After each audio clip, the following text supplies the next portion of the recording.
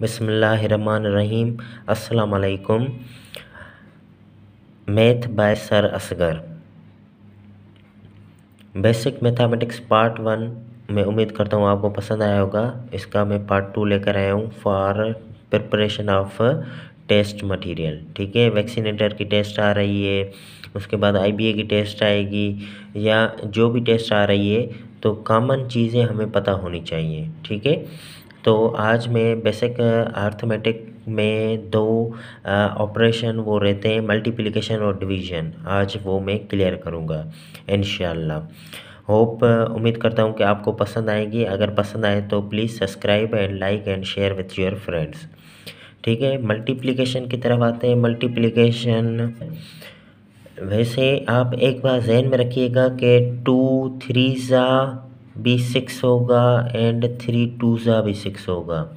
इसको हम कहते हैं कम्यूटेटिव लॉ या कम्यूटेटिव प्रॉपर्टी। ठीक है, ये आप अपने बात जहन में रखिएगा कि 3 2 ज़ा भी 6 होगा एंड 2 3 ज़ा भी 6 होगा। ठीक है, और मल्टीप्लिकेशन जो है वो बहुत सिंपल है। फॉर एग्जांपल सपोज 5 6 7 को अगर 100 से मल्टीप्लाई करें तो ये आप जहन में रखिएगा कि जो लास्ट जो ज़ीरोज़ होते हैं वो आप बस उसमें मर्ज कर दें। ठीक है ना, तो ये आपका आंसर हो गया। अगर सपोज़ यही क्वेश्चन होता और उसको 200 के साथ मल्टीप्लाई करना होता तो 2 ज़ीरोज़ आप लिख दें, सही है। बाकी 2 के साथ इस नंबर को मल्टीप्लाई करें। 2 7 ज़ा हो गया 14, 2 6 ज़ा 12 प्लस 1 13, 2 5 ज़ा 10 प्लस 1 11। तो ये हो गया इसका आंसर।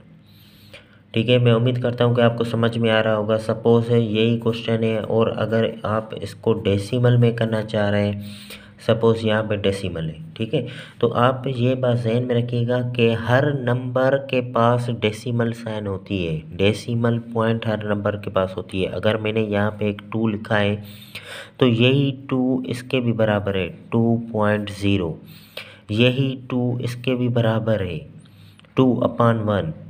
इसको 2 को मैं ऐसे भी लिख सकता हूँ, ऐसे भी लिख सकता हूँ।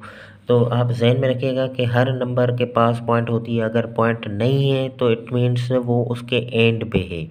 अगर सपोज़ 56.7 को 1000 से मल्टीप्लाई करेंगे तो एक ज़ीरो इसमें यहाँ से चला जाएगा, एक ज़ीरो इसमें वापस पॉइंट हो गई और बाकी किस में बचे 5 7 6, बाकी 2 ज़ीरो बचे। 1000 के साथ मल्टीप्लाई करूँगा तो ऐसे हो गया। ठीक है जी, तो आप कोई भी नंबर लिख सकते हैं 0.234, उसको अगर आप मल्टीप्लाई करें 10 के साथ, ठीक है, तो जस्ट एक ज़ीरो है तो जस्ट एक बार यहाँ से पॉइंट मूव होगी, ये हो गया 2.34। सपोज़ यही नंबर को 2.34 को आप 100 से मल्टीप्लाई करेंगे तो इसका आंसर हो जाएगा 2 टाइम 2 ज़ीरो से तो 2 टाइम पॉइंट मूव करेगी तो ये हो गया 23.4। अगर इसी नंबर को 0.234 को अगर आप 1000 से मल्टीप्लाई करेंगे तो ये नंबर 3 पॉइंट हो गया यहाँ पे, और यहाँ पे कोई डिजिट नहीं है तो यहाँ से डेसिमल का नंबर, डेसिमल की पॉइंट जो है वो आप लिखें ना लिखें वो आप पे 234 इसका आंसर हो जाएगा।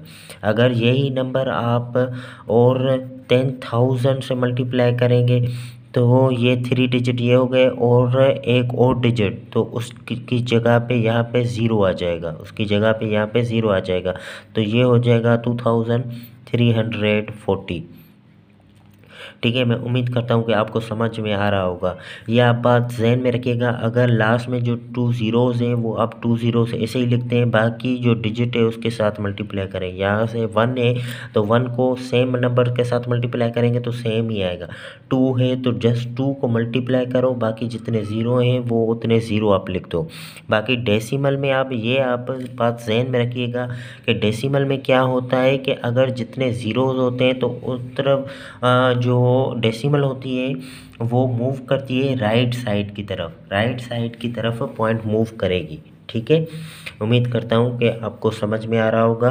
अगर कोई भी क्यूरी हो और भी कोई क्यूरी हो तो वो भी आप मैसेज करके पूछ सकते हैं।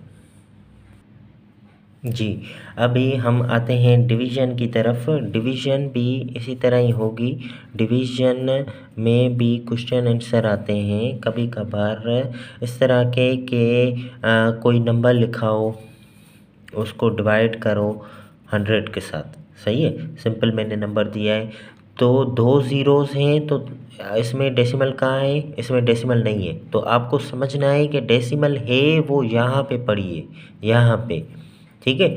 और 2 ज़ीरोज़ हैं तो ये अभी लेफ़्ट साइड की तरफ पॉइंट मूव करेगी। मल्टीप्लाई में राइट साइड मूव कर रही थी, डिवाइड में लेफ़्ट साइड पॉइंट मूव करेगी, तो ये हो गया 5.67। इसका आंसर ये हो गया, ठीक है। सपोज़ ये एक नंबर है 0.000, कोई भी आप नंबर ले लें, 2, सही है। उसको आप डिवाइड करें 100 के साथ। ये इस तरह के मैंने देखे हैं वैक्सीनेटर की टेस्ट में, इस तरह के मैंने सवाल देखे हैं पीएसटी जीएसटी में। सिंपल सवाल आते हैं लेकिन कन्फ्यूजन की वजह से या तो टाइम बहुत कंज्यूम कर जाते हैं या तो जवाब गलत टिक कर आते हैं। ये डिवाइड है, डिवाइड में राइट साइड नहीं लेफ़्ट साइड मूव करेगी, लेफ़्ट साइड और दूर जाएगा। तो ये जो पॉइंट है 2 डिजिट पॉइंट मूव करेगी। एक ये ज़ीरो हो गया, एक यहाँ पे दूसरा ज़ीरो हो गया। तो पॉइंट 1 1 2 3 4 5, 3 तो ये ज़ीरोज़ हैं, बाकी ये 2 ज़ीरोज़ हैं तो उसके 2 ज़ीरोज़ और आएंगे जी। तो यहाँ पे जो 2 ज़ीरो 3 ज़ीरो ये 2 ज़ीरो वो, तो ये हो गया 5 ज़ीरोज़ एंड ये 2 1s are 2, सही है। और यहाँ पे जो डेसिमल होती है ये ऐसा समझे कहीं भाग ना जाए, कहीं निकल ना जाए, कहीं नंबरों के बीच में गुम ना हो जाए कि यहाँ पे डेसिमल है, तो इसलिए यहाँ पे एक ज़ीरो लगा देते हैं ताकि पता चले कि यहाँ पे कोई चीज़ है, तभी यहाँ पे ज़ीरो है, ठीक है। तो ये हो गया इसका आंसर। एक और एग्जांपल ले लेते हैं जस्ट लाइक 5 6 7 8। इसको अगर मैं डिवाइड करूं 300 के साथ, सपोज तो थ्री का जो टेबल होता है वो सम ऑफ डिजिट पे लगता है, सम ऑफ डिजिट। इसका आप सम ऑफ डिजिट करके देखें तो उस पर अगर 3 का टेबल लग रहा है तो इट मीन्स इस पूरे नंबर पे 3 का टेबल लगेगा। ये हो गया 15, ये हो गया 26 हो गया, तो इसमें एक और ऐड कर दो, ये अभी क्या हो गया 27। तो इस पूरे पे 3 का टेबल लगेगा, सही है। तो ये जो 2 ज़ीरोज़ हैं वो हम उसको बाद में देखते हैं। तो 3 का टेबल पहले हम यहाँ पे लगा दें। 15 पे कितने में 5 टाइम, 6 पे 2 टाइम, 7 पे 2 टाइम, 1 इधर, 18 पे 6 टाइम, तो ये हो गया 52.26। तो ये जो 2 ज़ीरोज़ हैं, ये 2 ज़ीरोज़ की पॉइंट हमने इधर हमने मूव कर दी 2 ज़ीरोज़ की वजह से। अच्छा, मुझे यहाँ पे एक और बात नज़र आ रही है कि साइंटिफिक मेथड भी होता है, एक साइंटिफिक नोटेशन उसको कह लें, मेथड कह लें, साइंटिफिक में लिखने को भी कहते हैं। बहुत सारे ऐसे जैसे एटम का मास है, मॉलिक्यूल का मास है, एटम इलेक्ट्रॉन प्रोटॉन के मास हैं वो बहुत छोटे हैं, तो उसको ज़ीरोस में लिखेंगे तो पूरी कापी पूरी भर जाएगी, तो इसीलिए उसको साइंटिफिक नोटेशन में लिखा गया है, सही है ना। जैसे अर्थ का जो वेट है, सन का मास है, सन कितनी दूर है, वो इतनी बड़ी वैल्यूज़ हैं, उसको लिखते लिखते दिन की रात हो जाए। तो इसीलिए साइंटिफिक नोटेशन भी रूल में आया है कि आप जो नंबरों को जो है ना साइंटिफिक में लिखें। सपोज़ इस नंबर को 1 2 3 4 5 और 2। साइंटिफिक क्या होता है कि जो फर्स्ट डिजिट होता है उसको छोड़ के बाकी दूसरे नंबरों को पॉइंट में मूव करना होता है। अभी ये जो पॉइंट है इधर हमने लेकर आएंगे फर्स्ट डिजिट को छोड़ के, सही है। तो यहाँ पे कितने जंप करके आई है पॉइंट, 1 2 3 4 5 6, तो ये हो गया 10 पावर -6, सही है ना। इस तरफ आई है तो -6। अगर सपोज़ यहाँ पे एक और कोई नंबर ले ले 5 6 7 8 9 1 2 3 4 5 सही है। तो अगर ये नंबर है, इसको साइंटिफिक नोटेशन में लिखना है तो आपको पता है कि एक डिजिट छोड़ के 5.6 कर दें। सही है। तो पॉइंट इसमें नहीं है, पॉइंट इसमें नहीं है। पॉइंट कहाँ पे है? एट द लास्ट यहाँ पे है पॉइंट। सही है। पॉइंट कहाँ पे? यहाँ पे। जब नहीं होती पॉइंट मतलब नंबर के एंड पे है। अभी इस पॉइंट को मैं यहाँ से मुझे यहाँ तक मूव करना है। सही है। साइंटिफिक का एक डिजिट छोड़ के लिखना होता है। तो कितनी बार मूव हुई है? 1 2 3 4 5 6 7 8 9। 9 मीन्स 10 पावर +9। तो ये हो गया साइंटिफिक मेथड। साइंटिफिक मेथड भी आना चाहिए, ये भी पेपरों में आता है। साइंटिफिक नोटेशन में कन्वर्ट करो या नॉर्मल में कन्वर्ट करो। अगर ये आ गया तो इसको इसमें कन्वर्ट करो, अगर साइंटिफिक में पॉजिटिव में आ गया तो इसको इसमें कन्वर्ट करो। तो ये चीज़ें भी आनी चाहिए जी।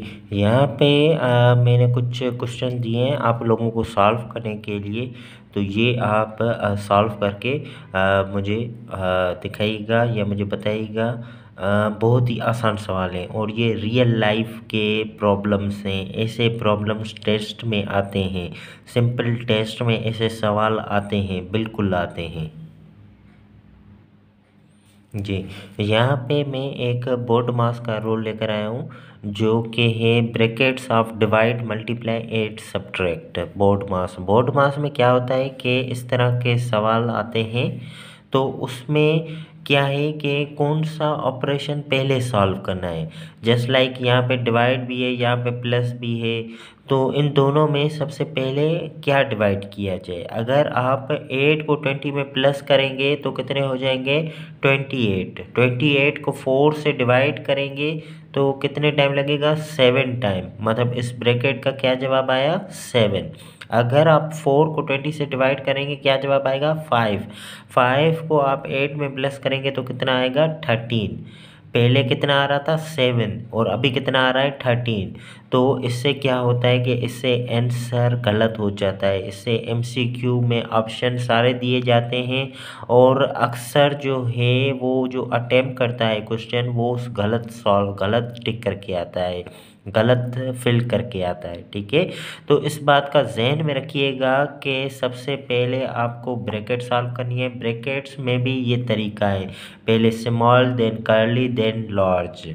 ठीक है। Small middle then large, small से लार्ज से नहीं, small middle large. Bracket solve करके फिर डिवाइड करते हैं, मल्टीप्लाई। डिवाइड और मल्टीप्लाई एक ही बात है, ऐड और सब्ट्रैक्ट एक ही बात है, डिवाइड और मल्टीप्लाई एक ही बात है। सही है ना।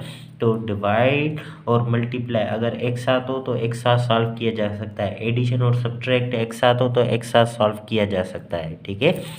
तो यहाँ पे जो ऑफ है, ऑफ का मतलब क्या है? मल्टीप्लिकेशन। ऑफ का मतलब है मल्टीप्लिकेशन। इज का मतलब है इक्वल। ऑफ का मतलब है मल्टीप्लिकेशन। सही है। तो इस सवाल को इस तरह लिखा जा सकता है।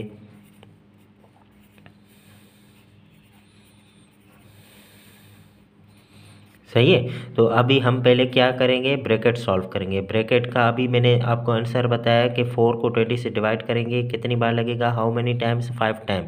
5 को फिर 8 के साथ प्लस करेंगे, 5 + 8 कितना हो गया? 13। तो इस ब्रैकेट का आंसर क्या है? 13। और यहाँ पे क्या है? Minus multiply plus. तो पहले सबसे पहले क्या सॉल्व किया जाएगा? मल्टीप्लिकेशन। तो साइन तो यही रहेगी, 2 2 ज़ा 4, 2 3 ज़ा 6 माइनस ये 82। और ये अभी क्या हो गया? ये अभी आप माइनस करें या प्लस करें ये एक ही बात है। सही है। तो आप मैं पहले जो है भले प्लस ही कर देता हूँ। ठीक है ना।